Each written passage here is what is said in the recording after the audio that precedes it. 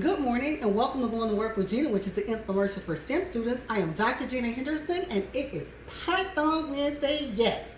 And you know, we always begin Python Wednesday by telling you which oil we're diffusing. This morning we're diffusing frankincense. Frankincense kind of helps with the mental fatigue for all of the things that are in this country going on with social, racial injustices. We just wanted to make sure that I'm working on my mental fatigue as I work this morning.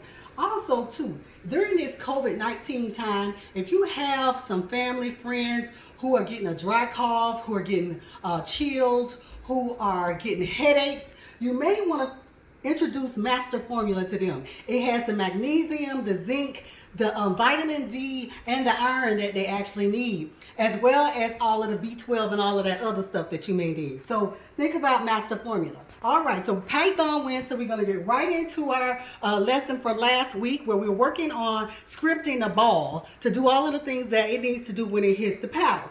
So where we were last week is that we were talking about the collision of when the ball hits the paddle.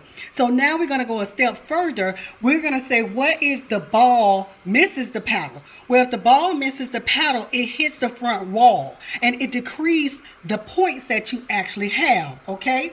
So it'll decrease the points and then by -1. And then if you're out of lives or if you're out of points, it'll tell you that the game is over by initiating it back to 0. Okay, and then it'll make a play sound like a little buzz that you are out of points. Then what we do next is we go ahead and we reset the ball. We reset the ball. So the next pieces of portions of instruction resets the ball. So right here we reset the ball to the center. We give it a new position.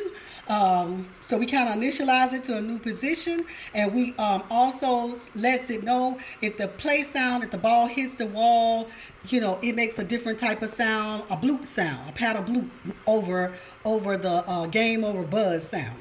Then we go back into initiating some functions here where we're going to fix the update to launch the ball. All right. Okay. So now we're going to go back to float horizontal press, and we're going to make sure that when we hit the ball, that's almost like a jump. Okay. And that sets the ball active variable equal to true. And as long as we're hitting the ball, we are advancing the speed. Okay. So void launch ball, we are advancing that speed. The speed is getting higher. It's moving into a random direction to go up and hit the blocks, okay?